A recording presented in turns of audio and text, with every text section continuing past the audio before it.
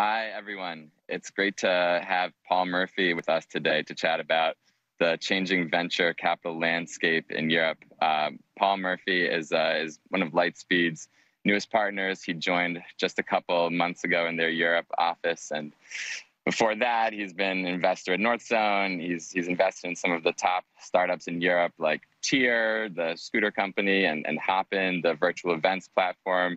He's also been a founder as well, so it's great to have him. And I'm Ivan Levingston. I'm Bloomberg's Europe tech reporter. I cover VC and startups. So I think to get into it with Paul, I'd love to, hear about why Lightspeed is starting to build up its Europe operation and where you see the opportunity locally.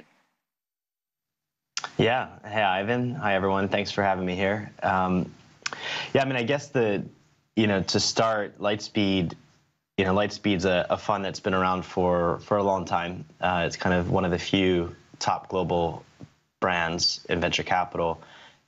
As such, it's been investing in Europe for quite a while now. We have about 20 companies already. So the focus, for us and for me is not so much about entering Europe. It's just about taking advantage of all the companies that we're seeing now.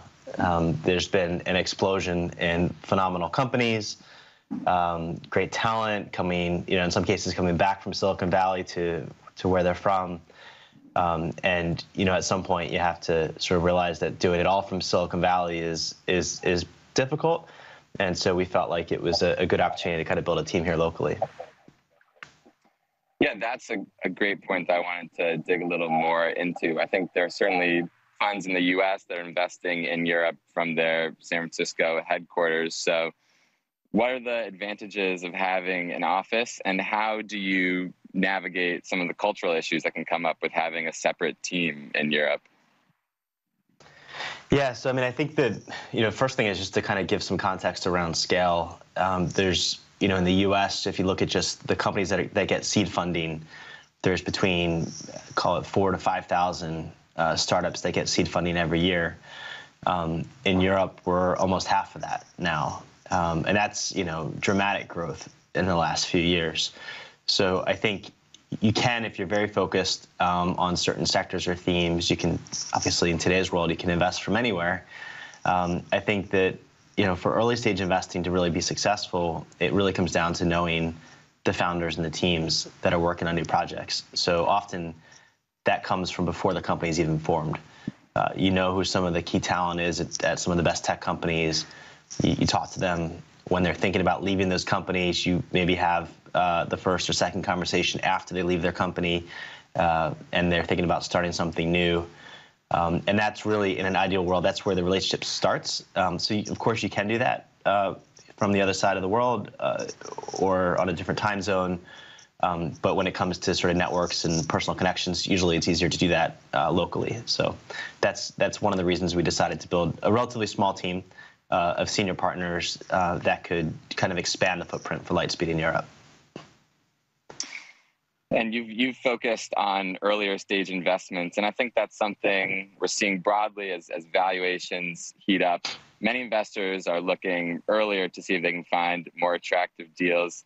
How is the competitive landscape changing? Do you find that you have to fight with other funds to get in, or just a rising tide lifts all boats scenario? Well, the early stage funding is definitely growing. The competition is certainly there because there are more funds, but growth investing is also growing dramatically. It's tripled just in the past few months. So on a percentage basis. So there is a lot of capital coming in to startups in Europe at every stage. And that means there's competition, which I think generally is a good thing for founders, and I think it's generally also good for the ecosystem. I think one of the things that isn't often spoken about is the role that your first kind of long-term institutional investor has to play in the company, on the board, as an advisor, and finding that fit. As someone, I used to be a founder. I've raised funding myself and sold companies. That fit with your first long-term investor is so crucial. So I think the fact that founders have more investors to choose from is a good thing. Obviously, for companies we really fall in love with, we want them to choose us. But usually that happens. It doesn't always happen, and that's okay. So I think we just sort of try to place our cards carefully. One of the things that the approaches that we've taken, which I think is slightly different from many of the other large global platforms, is we've decided that we're not going to try to see every company. We're not going to try to beat every fund in every deal. There's a set of themes, topics, kind of patterns that we're looking at, and we're saying, let's go find the best company that fits that theme globally. And if they happen to be in Europe, then we'll jump in and we'll get that company in Europe. And the beauty of our fund is we can, whether that's a seed investment or a growth investment, we have the kind of flexibility to compete at any stage. And how do you think about geography in terms of an eventual IPO for your companies? I think it's been a big topic this year, the attractiveness or lack thereof in terms of European capital markets as a destination to start trading. Do you still see the U.S. as the primary venue? Or do you think eventually London will attract more? I think it's evolving. I mean, it's definitely not an area that I would claim to be an expert on, but my limited experience seeing a handful of companies in Europe go public, both here as well as in the U.S., is that you typically want to sort of go public where either your market is, your customers are, so there's familiarity, or in some cases where it makes sense from an investor base. I think Europe will do well by becoming, and London in particular, by being a more attractive market for companies to go public on, and I think that will come with time. But for us, the reality is we're a global fund. We want to make sure that companies go public in the place that is best for that business, and oftentimes that's in the U.S., but I'm sure we'll see more in Europe over time. I'd love to dig a little bit into some of the sector-specific opportunities you see. Where are you focused these days? So I think we're a generalist fund. My background is I spent some time at Microsoft, so I know enterprise software. I also started and sold a game studio, so I know gaming, and a search engine as well, which we sold to Facebook. So for me personally, that's quite a few buckets that I tend to sort of get deals in and look at. And then had some success investing in events, healthcare, other categories. I think as an early stage investor, what we tend to focus on really is around product and around the founders. And usually the common thread for our successful early stage investments is something that just seems exceptional on those two dimensions. As you get slightly later stage, you then need to become more, I would say, form more of an expert view on that sector. How does it go from $1 billion to 10 billion in value?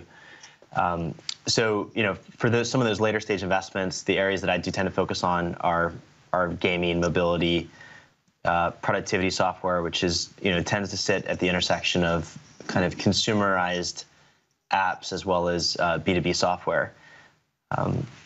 So and then we've since I've joined, I've officially been at Lightspeed now for 2 months. In this market, it feels like 2 years, but I've made a few investments. First one was a gaming platform. Second one was something that lives in the Metaverse, which was before Facebook's announcement, and working on a few others that are sort of decentralized tech. So that those aren't necessarily kind of Web3 or crypto investments, but they have that technology embedded in them. Yeah, I'm glad you bring up the Metaverse, because that's actually what I was going to ask. What kind of opportunities does that open up, both in terms of gaming or otherwise, and are you trying to take advantage of that push now, or is it still too early?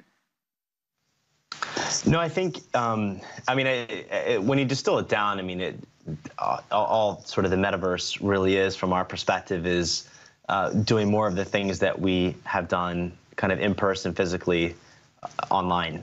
And so we've all been living to some extent in the Metaverse during the pandemic, because everything's been digital. I think then the question is, are there ways to sort of personify us, whether it's in gaming or other forms of entertainment, or potentially even in some work scenarios, digitally, in a kind of another place. So that's the kind of thing that we're starting to see, and gaming, I would say, is the kind of the first most logical application of that. We've invested about $300 million in a number of game studios and crypto companies, most recently Faraway Games, which is using Solana. It's enabling these kind of highly social gaming experiences, all kind of quote unquote in a different world.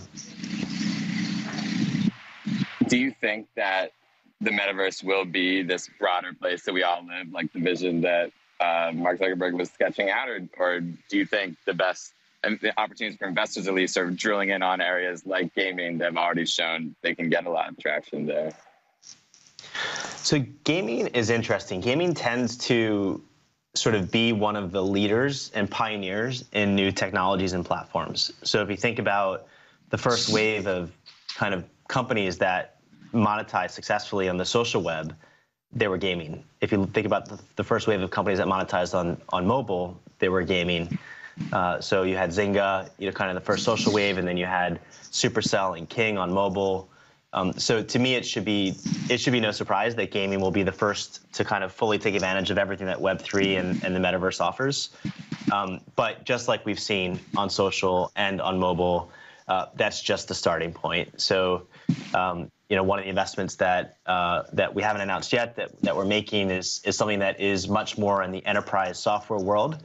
But it marries that with the metaverse, and we think that is increasingly going to be something that very professional, kind of established businesses want to think about as they kind of contemplate how to motivate their teams and connect with people when they're not all in the same location physically. I think another trend that's dominated over the last year and a half has just been how the pandemic has changed all of our behavior, both moving online and in terms of investment in high tech, and you've seen valuations surge. Are there, I guess, any new opportunities you're seeing as we leave lockdowns? And also, how do you think valuations will change? Will we continue to see this acceleration, or will that start to fade a little bit? Things slow down. So my view on this is actually, I think, a bit different than most. I think the increase in valuations are totally logical. They've grown dramatically in a short period of time, but if you think about the TAM, the markets that we're going after, they've exploded in the last 2 years. So you have a decade of progress moving to digital happening in the space of months or years. So the fact that tech, which is the primary beneficiary of that transformation, is going to see companies become more valuable more quickly isn't really a surprise to me. And I think what you're finding, to me, perhaps most surprising, is not the valuations are going up, but that you're building phenomenal companies in a period of 1 to 2 years. One of my investments, Hopin, in my last firm, their valuation skyrocketed in less than a year, but they've built an incredibly robust business in that time as well, with real revenue going after real customers. In terms of the speed going forward, central banks are now starting to think about raising interest rates. So will that eventually cool things? I think that probably will. I'm also probably not the best person to give a really sort of thoughtful opinion on that. What I will say is that there is a substantial amount of capital out there right now chasing some really big opportunities. I think if you just step back for a second, tech initially was going after your business, like media, right? So that a $2 trillion kind of business. It's now food tech, $4 trillion. You've got construction tech, $10 trillion. You've got fintech. Who knows how big that is. And so, tech is really infiltrating every aspect of society on both consumer and business side. So I am sure that economic policy will have some impact, but I think that's probably going to be overridden by the huge opportunities that tech is going after. and how we're actually changing how people work and live, mostly for the better. Nice. And one area I did want to make sure we get to as well is mobility, just because you've invested in Tier, and that's an area I think where Europe has emerged as somewhat of a leader. Urban mobility. How do you see the scooter wars continuing to play out, I guess, and do you agree that's an area where Europe has a leadership position? Yeah, I think it's a great example. The micromobility overall, I think, is a fascinating category, and I do think Europe is the best market globally for micromobility. And scooters are kind of the first incarnation of that, but then you've got sort of Vespa style mobility. You've got electric bikes. I'm sure there will be new hardware innovation as well. I think the reasons that Europe is the best in the world is it's got the best bike lane infrastructure.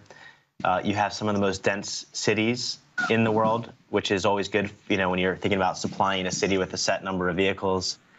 You also have, I think, a real desire on the behalf of cities, governments, to move away from primarily diesel cars, which are literally killing people on the streets, to things that are, much safer and much healthier for everyone, not just the person kind of driving the vehicle. And we've seen that play out. I mean, I think if you look at I obviously have firsthand knowledge, having invested in Tier, but the unit economics are unmatched of the European players versus those outside of Europe. So I think we will see the global leader emerge from Europe. Obviously, I think that will be Tier, but we'll see. And another area that's getting a lot of attention. I'm in Lisbon. If you can't see, I'm right next to the water, and I'm here for Web Summit. It was a big conference of investors and startups, and crypto really dominated conversation over the last week. You've invested in crypto gaming startup Clang. How are you assessing that market? Yeah, I think what we're seeing right now is a shift from crypto as a category to invest in to crypto, blockchain, Web3 as sort of more fundamental building blocks of companies, modern companies in tech today. And so it's, of course, I think most companies don't have necessarily a story around crypto or blockchain, but many do. And we don't think of them as kind of crypto companies. And that will probably just continue to evolve in the same way that, 5-10 years ago, every company had a mobile strategy. And 10 years before that, every company had a web strategy. So I think there's going to be an enabling force that crypto provides. Initially, it'll be around monetization, but I think long term, it's there's some really interesting tech, which is going to help kind of with every facet of building a company. Nice. And as our time runs down, I do want to make sure we have the chance to take any questions from the audience. So please feel free to submit some.